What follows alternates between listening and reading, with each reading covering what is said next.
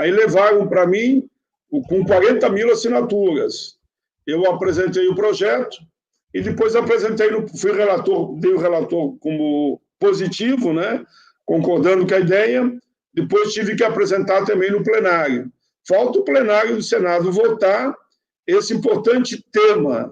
Veja, eu falei aqui da vida, das mortes, falei do custo de vida que está aumentando, falei que a renda básica, que auxílio de emergência chegou a quase 70 milhões de pessoas, mas vai ter que chegar a 100 milhões.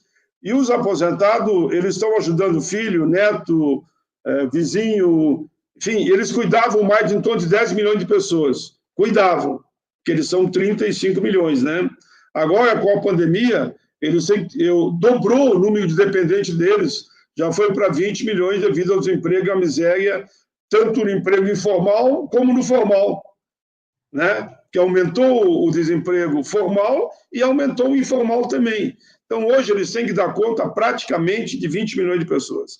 E os aposentados, o dinheiro deles é que movimenta os municípios, muito mais que o fundo de participação dos municípios.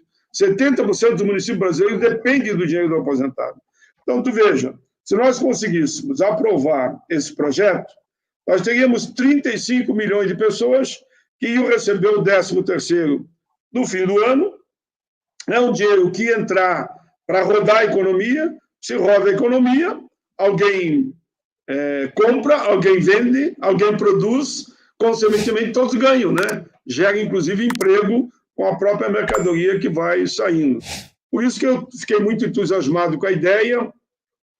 Sei que outros parlamentares, e uma série já, da Bahia, de São Paulo, do Rio Grande do Sul, entraram com um projeto semelhante e perguntaram, para mim não tem problema, quanto mais melhor.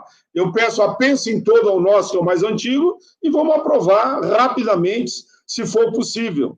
E a gente cita todos aí que apresentaram projetos que vão na mesma linha. Claro, eu te digo, João, que quando eu apresentei o Estatuto do Idoso, disseram que não ia aprovar nunca aquilo.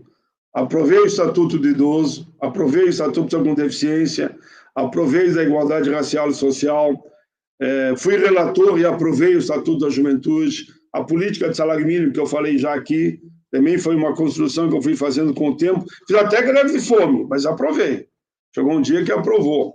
Então, a questão do aposentado, essa pergunta me faz em seguida: tem dinheiro? Dinheiro tem.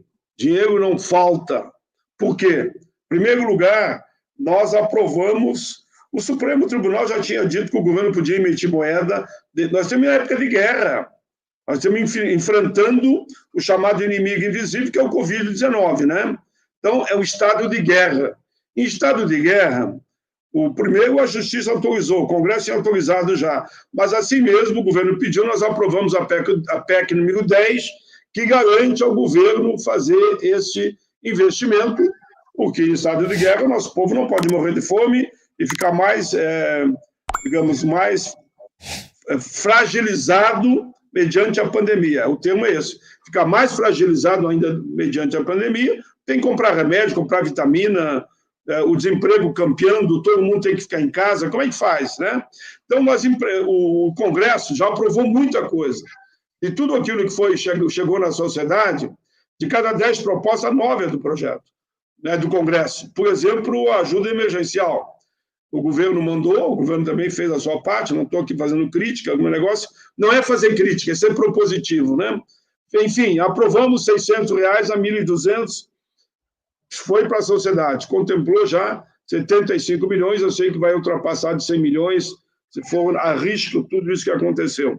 Ora, o reajuste do aposentado, esse auxílio de emergência para o aposentado, não é reajuste, é o auxílio de emergência, vai dar em torno aí de uns 40 bi.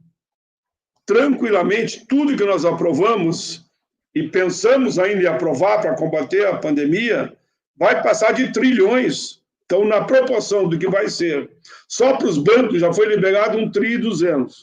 Para a indústria, foi liberado até o momento, de forma direta, indireta, algo em torno aí que ultrapassa o que foi pagado, dado para o auxílio de emergência.